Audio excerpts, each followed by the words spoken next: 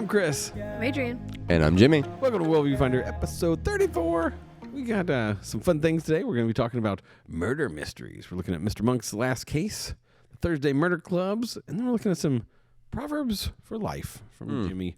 And then at the end, we're going to look at what Florida is doing with dead bodies. Okay. This is the murder mystery episode. I can't wait. Murder mystery. So we're gonna try some different things this week. I think we're bringing back something from the old Worldview Finder, The OG. The Worldview machine. The Worldview machine. Worldview Finder machine. And We definitely need a sound effect. Okay, So we'll get that for next put time. that on the board I make noises for it. so we can say, "Here goes the machine," and be like, pew, pew, pew. Adrian hates it, but "Yeah, It's no. okay. oh yeah, we've got. I know, we have sounds now. The possibilities are endless. The Yeah. possibilities are endless. So, I thought we'd just start off with what you watched this week or something you consumed. So, you want to start? No, I need to think about it. Okay. Oh no, I got it. All right. was quick. My family and I watched Think Like a Dog. Oh. It's supposedly like a kid's movie about a kid who can hear his dog think, and his dog wants to save his family from getting divorced. And As most dogs do. yeah, Dogs are against divorce. That's a They known are. fact. It's in the Bible. dogs are simple and happy, and that is how your family and relationships should be. Oh, okay. That was the Good. moral, and Was it great? it was terrible. Wow. It was so overacted that it was just insane. Was it animated? No, Oh, okay. So this was. Oh. Nice. it's like Megan Fox is the mom. Oh. Is the mom? Or- Yeah, and so we immediately like, She's "No, really this is aged not up into good." these roles. Yeah. She's not the young teen anymore. She's the mom. With a dog. Wow. So I would not recommend it. Okay. Don't watch it. What did you watch, Chris? Well, I saw Mr. Monk's last case, which we're going to be talking about in a little bit. Okay. And I listened to the new Justin Timberlake song. I do want to bring that up. For all our younger Let's- viewers, who is let's- Justin Timberlake? Let's talk about it next week. Yeah, not this week, but you don't know who Justin Timberlake is? No, I know he is, Okay, but I yeah. know a lot of people don't. Really? They're too young. Yeah, he's the oldie. He's old old, now? Chris. He's- okay, well. You're dating yourself. Man. When Sorry. you go to a Justin Timberlake concert for your 30th birthday, he's old. Oh, man. Okay. Nice. Well, his new song, it's a stinker. Man. It's just, Nothing's Stinker, good. Like as it's bad. yeah, it's just very cliched. Like there wasn't anything. Well, let's review it next week. I mean, he brought sexy back, and this song was not. And now it's just not going well. All right. I've been watching. I went kind of down a rabbit hole of these atheist versus Christian debates. Oh. And this one atheist guy, he had some interesting ideas. So went kind of down a rabbit hole of that. So we might be talking about that in a couple of weeks. Okay. Well, All right. let's jump into Mr. Monk's last case. Well, first, let's introduce the Worldview Finder Tell us machine, about this. as we were talking about, Well, okay. because we got to take it. We got to take Oh, yeah. Mr. Monk's last case through it. Yeah. So Let's introduce it first. yes. Okay. So it's just kind of 4 questions to help as you watch things, as you listen to stuff, as you read things, all that. Just to have these questions kind of in your mind. So what does this say is good or bad? And that could be like the groups, the ideas, the cultures, the themes. The second thing is, what does this tell us about what the creator thinks? So when you say creator, the Lord, right? Maybe. Or the No. creator of the thing. What? Yeah, whoever created it. Author. Because you got to understand, like when you're consuming something, that means it's somebody created that, and it's reflecting their worldview. Okay. And then what does Jesus say is good or bad in relation to what this says is good or bad? So do they line up? Are there things that overlap? Are there things that are diametrically opposed? All that stuff. And then finally, what does this tell us about what our creator thinks? That's That's the Jesus. That's the one. so what does this tell us? Yeah, about Yeah. how God thinks. So Tell we're us about gonna this thing. we're gonna be running all that stuff through this. So right. first of all, Mr. Monk's last case. So are you familiar with Monk at all? Is that a TV show? It was. Oh, I feel like I've heard of it. It's been off for Oof, I don't know, but it's 10 years. It's How long pretty is old. Justin Timberlake started making music. Yeah, I mean, it's been they came out at the same time. it's been off there quite a while, and then they decided to make a movie, and it's on Peacock. So I mean, it's basically just another case, but it's a little bit longer. They brought him back, and then they talked about how the pandemic really bothered him because he's this brilliant like detective guy, but he's got OCD, and so he has to like touch things, and like things have to be just right, and so it starts off with him like looking at this crime scene, and there's all these cops, and they're like watching him do this, and he like turned and like, did I turn my stove off today? And like, I always have that question. Yeah. So, but the premise of this one is, because his wife died. That was like the show, the main show. Like he was trying to solve his wife's murder, and he does at the very last episode. And so, What happens? I didn't know that. oh, of the whole series. Yeah, I did. I stopped watching. Spoiler alert. But then, so this one, like he has I guess it's a stepdaughter. I don't know, because his wife had a daughter he didn't know about that shows up at the end of the last episode, and then now she's grown up, she's getting married, and so he's kind of like helping her with that. He had a book deal, but his book was like super dense, and it was all about like the stove and just like really dumb things. Like he would write That's a weird like book. all these descriptions about things that didn't matter, and the book publisher was like, it's been 10 years, and so we're going to cancel your book deal. So his book deal is canceled. His daughter's getting married. His friends that have helped him and stuff, they've all moved on, and so he's just kind of at this point where he's like about to take his life. so it's kind of a dark premise, like but his wife will show up like in kind of in a vision to him, and so she's wearing white, and so she'll kind of like talk to him like, hey, don't do this, you've got stuff or whatever. And so like the whole I mean the mystery thing is the mystery thing, but the real meat of it is just him trying to figure out, does his life really matter? Does he have purpose? Like his friends are telling him, we love you, we care about you, and all this stuff, but it's not enough for him. And the one thing he keeps coming back to is like, I solved 140 murders, but did that matter? Because now the murder rate is still super high, the crime rate is awful. He's like, I don't think anything that I did really mattered at all. And so he's just like, kind of the whole thing is him solving this last case so that he can kill himself, and he keeps telling his wife when she appears like, hey, I'll be with you soon, like and so it's pretty like it's pretty dark. Yeah, but I mean there's really funny moments throughout like the whole thing. Sounds like it. Well, because it is a comedy, but but it's funny, but there's just this underlying kind of dark thread and all that stuff. But so can I tell you how he resolves it?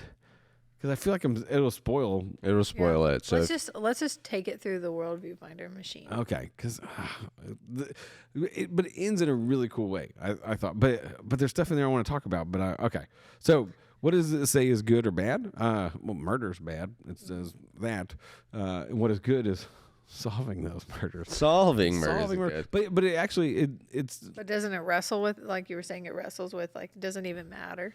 Yeah, so it's saying that life is good. Like it's good to have life, and it's interesting that he like cares about solving these murders, but at the same time he's like, going to take his own life. But he doesn't see it as that, because the other thing is like he's a very selfish man. so like all the stuff is just focused on him most of the time, because he's like, oh, there's a part where he steps in dog poop and then this bomb goes off. And so he's like laying on the ground screaming, and his friend comes running up and is like, what happened? Are you okay? Okay. Like, no, I'm not okay. And then she looks and sees he stepped in dog poop. She's like, you're the worst. And she's like, goes to help people that are actually hurt. But yeah, so I mean, it shows you that like selfishness is wrong. Like that's not good. And that life is important and life does matter. And the things that we do that we can't even see sometimes do affect lives in ways that we don't know. And so it kind of alludes, it gets to that at the end, like that the stuff he did do really does matter. And even though he might not meet the people that it mattered to, it really does matter. And so, yeah. All right. So what's it say? What do you think the creator of the show or the movie thinks? Yeah, I think, I mean, just, that our life should be to help others. Like that our lives should be about helping others and all that stuff. And there's like some themes of like, I don't want to help this person like because I'm comfortable with where I'm at. And so it's like, no, you've got to get beyond your comfort zone. And even if it's a detriment to you, you still need to help people. You still need to do the right thing, even when it's hard and tough. And so I think Jesus has something to say about that. What does he have to say about that? Tell us, Adrian. I was hoping you would do that. No, I'm just saying, like, I've actually been going through the Bible Project's Sermon on the Mount. Oh yeah, is the second one out? I've only seen the first one. It comes out every week. There's one every week. Yeah, they're Oh, I thought it was once a month. Okay. the app. They do like once a week. They Oh, nice. Okay. do a thing. So that I would totally recommend going through the Sermon on the Mount. But that, I mean, there's a lot in there, like turning your other cheek and giving your brother your cloak if he asks. Is that on the Sermon on the Mount? Yeah, Cloak in there It's somewhere. in there. Yeah. It's in there. Yeah, no, I'm second I remember a cloak being in there somewhere. guessing. You're obviously learning a lot. through this. Yeah. No, but it's just talking about like there are rules that God set up in the Old Testament, but that Jesus is kind of fleshing them out in the Sermon on the Mount, and it's more like Fleshing them out. I think you mean what did I say? flushing. I think. Fleshing. Maybe you said Flushing. flesh. I said fleshing. I wouldn't say fleshing. It's flushing them out. Nah, that's not good. Down the old. Of it's really the matter of the heart, and Yeah. so like you're saying, it's like to the detriment of yourself or whatever. It's like serving. Yeah, it's really a matter of the heart, not following the rules or because you're supposed to. Yeah, and so I mean that's Jesus wants us to live in a way that is sacrificial to ourselves to glorify Him, and so I think it does line up that. And so what does this tell us about what God thinks? And so that life matters, that life is precious and life is important, and so that everybody's life matters, even if you don't feel like it does, even if you don't feel like there's people that do care about you deeply, and so because the people around him were telling him like. Because they were kind of realizing what he was saying, but they didn't really know, and so they were like, "Oh, we're kind of worried about him and stuff." But I don't think they realized the extent of what he was going through, and so, but they kept saying, like, reiterating, "We do care about you. We do love you," and so, yeah, God cares about us deeply. I mean, he died so that he could have a relationship with us. So, Stupid. I don't know. That sounded sarcastic. I don't think it was, but all right. So that's Mr. Monk's last case. It's good. Does he kill himself at the end? I can't tell you. Oh, Go spoiler ahead. alert. Let us know in That the would be comments. horrible. I'm gonna say no. It's his last case. Well, then There you go. I hope we just It's like the Fast and Furious. It's like, just one more job. yeah. Fast There's and gonna be a Furious. million. All right. So I read the Thursday Murder Club. There's a couple of them out, so I read the first one, and it sounds really similar actually. Oh. Really? Yeah, there's a group of people in a type of assisted living place, and it takes place in England. And they every Thursday they will Murder get- somebody. Yeah, they get an unsolved case from the police, and they like work on it. Oh, that's But Got a lot of time on they their hands. use their elderly tactics to like get what they want, and it's a really hilarious book. But on the flip side, there is that it sounds just like Monk, where it's like people are getting old, they're at the end of their life, and they're coming to terms with that while also like trying to solve murders. And yeah. so there's a lot of back and forth of like whose life matters, and like how you've lived your life. What? Your voice is getting. I know. Why Why do we film you so clear- early in the morning? don't you clear that out? That's why I asked for water. Sorry, we don't have The any. luxury we Okay. don't have. Budget cut. We should cut that and start over. Okay. But I have a quote. We don't edit it. I know. This is not Okay. getting edited. All right, what's your quote? The quote says, "Age is irrelevant. Ask me how many times I've wanted to kill someone. Ask me how many times I've felt like a victim. Ask me how many times I've felt invisible. Age doesn't matter. We all have a story to tell." We all want to murder people. Yeah. Wow. I just thought it was interesting. As We all have a story to tell. Yeah, I mean, it's very similar to the monk. yeah, but there are definitely people in there like that are reaching the end of their life that just want to go ahead and end it.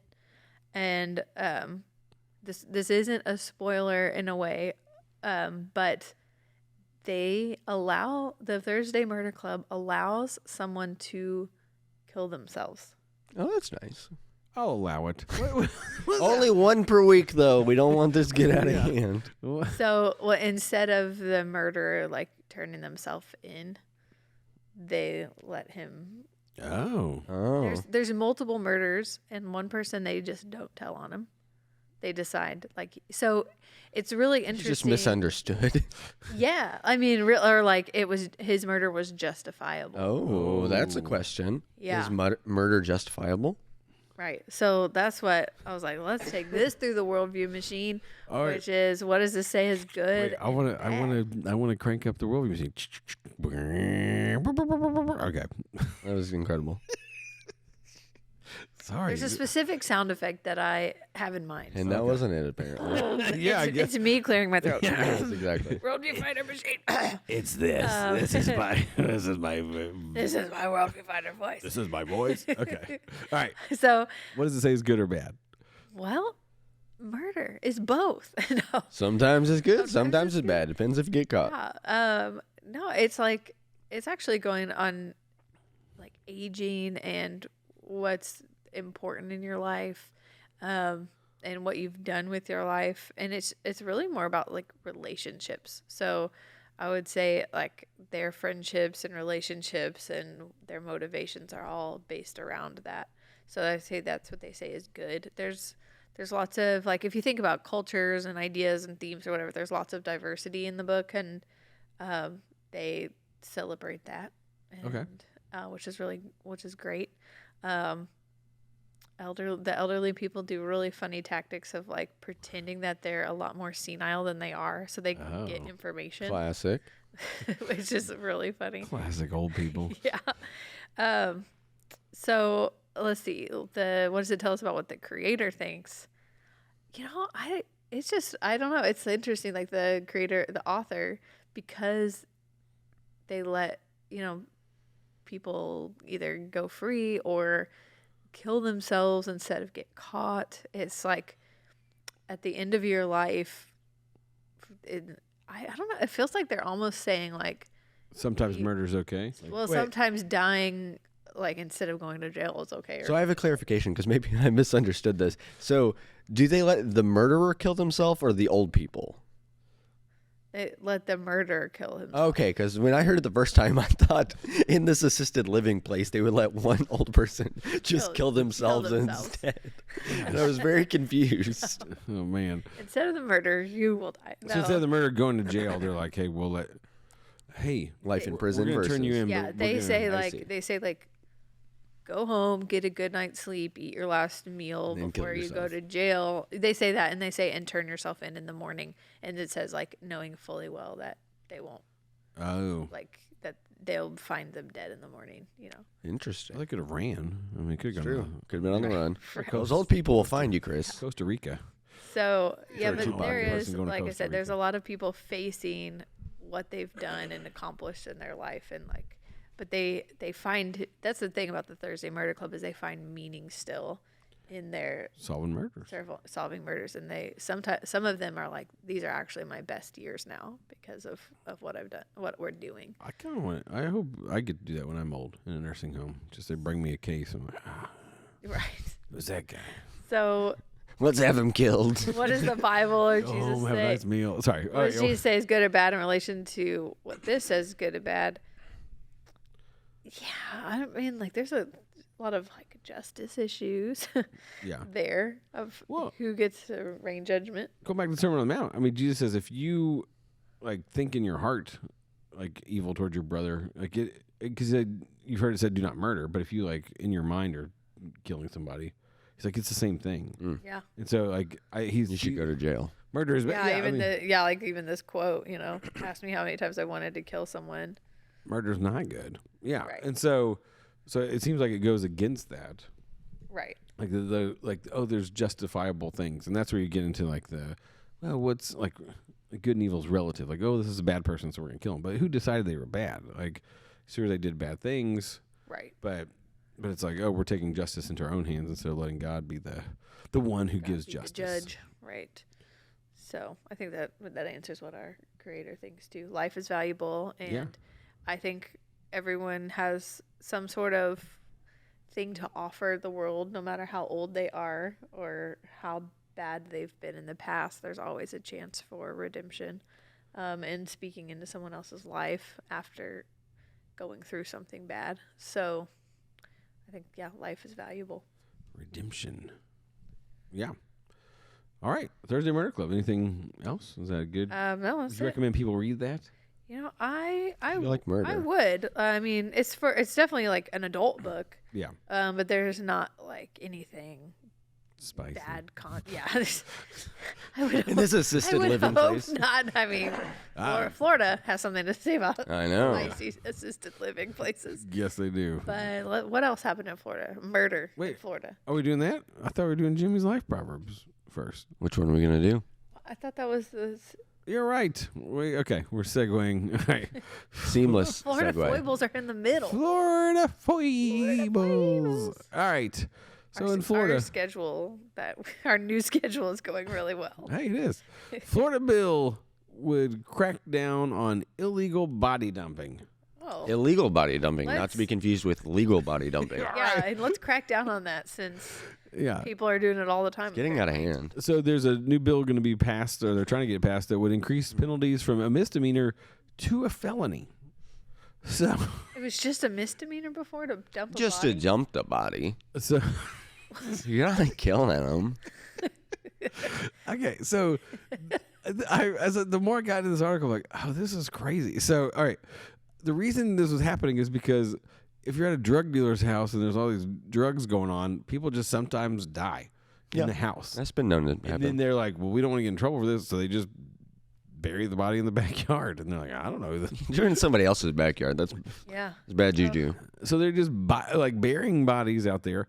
But there's also people that want to keep getting the Medicaid and Social Security from somebody like an elderly person. And so instead of like reporting it, like, oh, they're dead, I'm not going to get that money anymore. Just collect that check. Just let them go in the Everglades. Like, it's just kind of this thing. But the reason they want to get it from a misdemeanor to a felony is because the police can't get a warrant if it's just a misdemeanor. Oh. So if it's a felony, they can go in and actually, like, the sheriffs can go in and get to the bodies and, like, do the things that they need to do to make sure that justice is served or whatever. But it's not talking about, like, murder people and then throw their bodies out. It's just like people that die kind of natural causes.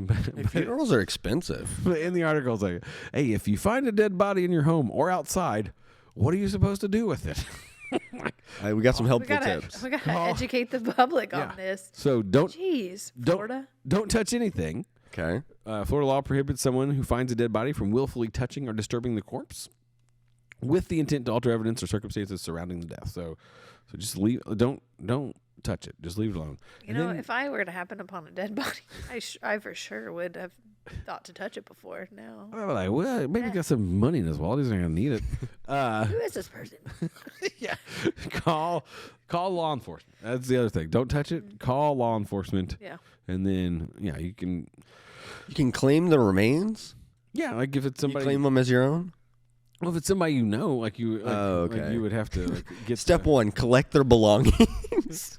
No, that's after. Claim it as your own. Any personal property on a dead body will be turned over to the funeral. So so that's stuff afterwards. So, okay. Like, you'll be able to get the stuff from them. That's what we're saying. Don't disturb the body. So what I'm hearing is you call the cops, and then before they get there, you collect their belongings, and then but don't touch anything. So you can't touch it. Okay. So you got to wear gloves. I'm getting a little my maxing out there on the sound. You're getting a little yelling. You're getting excited. I'm getting excited. So So I think that's good advice, even if you're not in Florida. That's true. Find a dead body, don't touch it, call the police. And collect its belongings. That's afterward. Oh, sorry, after all that. After all that. So There was a misunderstanding. Yeah. So I think, some wise words to live by. Don't touch a dead body. And speaking of wise words to live by, I saw the segue. All right. Set it up. Slam. Perfect. So we, as a church, have been in a series going through Proverbs, and Brett kind of explained Proverbs as these different sayings that you can kind of live your life by. Life hacks. Life hacks. That's the name of the series. Yeah. So there was a guy named Chris Williamson. He was on the Iced Coffee Hour podcast, and he was kind of this social media influencer. He was a celebrity on Love Island at one point. That's kind of where he got a start. But now he has a podcast called Modern Wisdom. So it seems totally different. But so he's Love Island of Modern Wisdom. Yeah, so he's really into philosophy and thinking and stuff like that. But he has kind of these different life mottos that he lives by, and he was talking in this clip, and hopefully if you guys can see this, then it's working. And if not, then just imagine you're hearing / seeing a clip. But will our listeners be able to hear it? In theory, yeah. If it all goes according to plan. Okay. So yes, so we'll play the clip, and then we'll talk kind of about life. If you're a watcher on YouTube, you'll be able to see the clip. If you're a listener, you'll be able to hear it. Yes. Okay. So I'll let you know when Let's do it. Unplay it. I think remembering concepts and remembering philosophies is hard. And one of the easy ways to do it is to have mantras or little way markers in the ground. And that's one of the reasons that maxims and aphorisms are so useful, because it's not just this sentence, right? It's not just you don't become confident by shouting affirmations in the mirror, but by having a stack of undeniable proof that you are who you say you are. Outwork your self-doubt. That's Hormozi's conception for confidence, right? That you need to do the thing. That's what you remember. But what it means is this whole concept that sits outside of it, which is I should focus on doing things and earning my stripes, as opposed to just like shouting at myself about how brilliant I am when I wake up in the morning when I'm naked. All right, you can That's pause not it. the root. Yeah, so Wow. this was interesting. So this guy, Chris Williamson, he's talking about, he has these different life sayings that he goes through when he's in any particular situation that he brings to mind, because it's a great way to have kind of these overarching concepts. So I had a question. Do you guys have any life mottos or any things that you kind of live by? Oh. So I have a list of my own. You have a list? Because The one that immediately comes to mind is let them tell you no. what does that mean? Oh, I like that one. That is from my mom. Anytime like that I want to do something, but I am like, no, they won't let me do that because of this, or they're not going to hire me for a job, or like I'm not qualified for this. My mom would always say, let them tell you no, not yourself. So then you do the thing, and then more often than not, it was They told you yes. no. Yeah, yeah. But you And they let told me them no. tell you no. And look at you now. Right, You have a like, podcast. And that even goes to like being brave. Like when I order stuff, or what, like at coffee shop, I'm like, can I get it this way? It's like, let them tell you no, rather than being like, We don't have yak you milk. just like talking yourself down. I can't. I've got to think about it. I don't- Okay.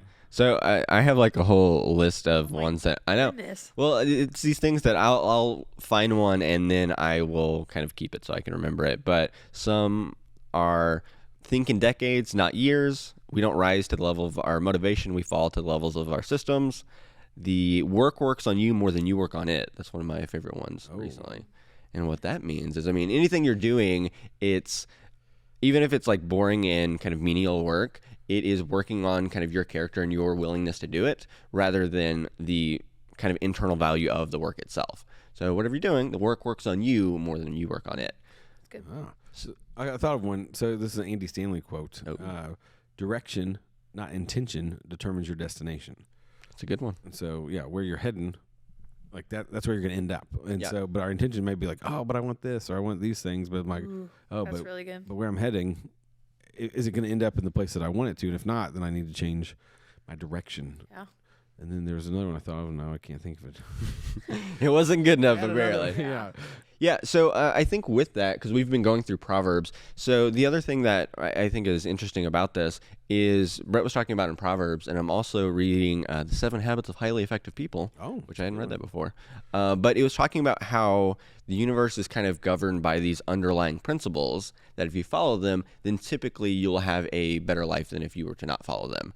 So that is kind of an interesting concept just to think about that. So do you guys believe that there are kind of these underlying principles that are like the keys to life? Well, yeah, I mean, because if we, put that through the worldview.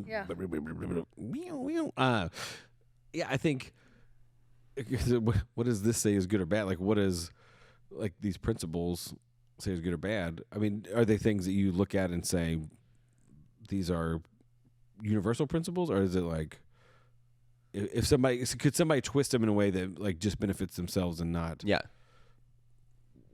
like sorry So I think with those specifically it is more helpful just to the kind of person themselves to say you're in a particular situation and you can remember that quote to kind of get you through that situation. But with Proverbs it sounds like, hey, if you kind of these are underlying principles that apply to everyone, and these are kind of weaved into the fabric of the universe, according to Bible Project. So then if you live by those, then generally your life will be better. So yes, I do agree with that. I do believe that there's things that God has put into place that are truth. And so if we live according to his word and his truth, then things are going to go better. Back to Sermon on the Mount, golden rule. Like, do it unto others as you would have them do to you. Like, I just threw my phone on the ground, everything. We'll believe it. Goodness. I'm a mess today. We tell that to my son all the time. And so I feel like that is one of those things that you need to ingrain really early on so that you're always thinking, like, would I want to be treated this way or whatever. And even the fruits of the Spirit, like just saying those all the time to my kid as well. Like, are you practicing this patience, kindness, or whatever? I found myself asking myself that too a lot. Yeah, 100%. I'm doing this. You're not patient, and me in turn, I'm not patient with you. Yeah. You're not. Well, so the other thing, 7 Habits of Highly Effective People, it was talking about, kind of going with this, is living your life based on principles rather than just reacting to the things around you. So it talks about putting together a personal mission statement. So like, these are the values, these are things that I'm trying to align myself with. And then when you're in a situation, so if you want to be a patient parent, anytime where your patience is being pushed, you remember that, hey, my personal mission statement is that I'm going to be a patient parent. So how would a patient parent act in this situation? So he was talking about how if you want to live life intentionally and on purpose, you have these values that your life is guided by rather than whatever feels right at the time. Well, that just reminded me of, do you guys do, like, I know instead of New Year's resolutions, people are now kind of assigning themselves like word for the year. Oh. Do you guys do anything like that? I did this year. Ooh, what's your word? Tell us. My word is discipline. Discipline. Ooh, okay. It's been going terribly. So just Hey. Well, isn't it like what people, it's like there's statistics of like 80% of people make a New Year's resolution and then like within the first week or something. Oh, yeah, I think it's the second week in January that most people give up. Yeah. Or break them. Yeah. Yeah. Mine is, it's not a word, but it's more of a, like, enjoy the moment rather than planning ahead. Because it's usually, I find myself like, if I'm holding, I have baby twins now. So when I'm holding them, I'm like, I could be doing 1,000 other things. Like, how can I get them to sleep fast enough to where I can put them down so I can go do this? Or even thinking like in terms of money or whatever, it's like, we don't have enough to save for a future family vacation, or how am I supposed to go take my kids to Disney World, later, whatever. And instead, like, whenever I find myself thinking those thoughts, it's just like, what is the beauty of this moment right now? And just kind of soaking that in. And I've found that, like, my heart is a lot more peaceful because of that. Savor the moment. So. Oh, yeah, because, I mean, when you're in those situations, having that in the back of your head, that will kind of refocus you, because life does get crazy and it's easy to get caught up in the moment, but that kind of recenters and refocuses you. Yeah. So I do have different goals, but actually did try the word for the year. So mine was intention. Oh. So being like intentional about all the different things I do. And I think that's probably why these different kinds of things resonated with me, because the way you're living life is based on how you intended to live it, not just how you ended up living. Yeah. So the guy in that clip, like, what would he say is good or bad? Like, what would he, like, does he say discipline? Discipline's good. Okay. Yeah. And then, but what, so he's creating that content. What does he think? Is he like, does he have a Christian background? Is he? So I don't think he's got a Christian background. I think he is an atheist. So he's kind of learning in public. So he has all these experts on, and he's basically just exploring his curiosities, and then people watch for that. So he does have people that are Christians on there. He has some atheists on there. So the show itself doesn't push a specific worldview. It's exploring different worldviews, kind of like we're doing here, of here's a concept, let's think about it, see how useful it is, and things like that.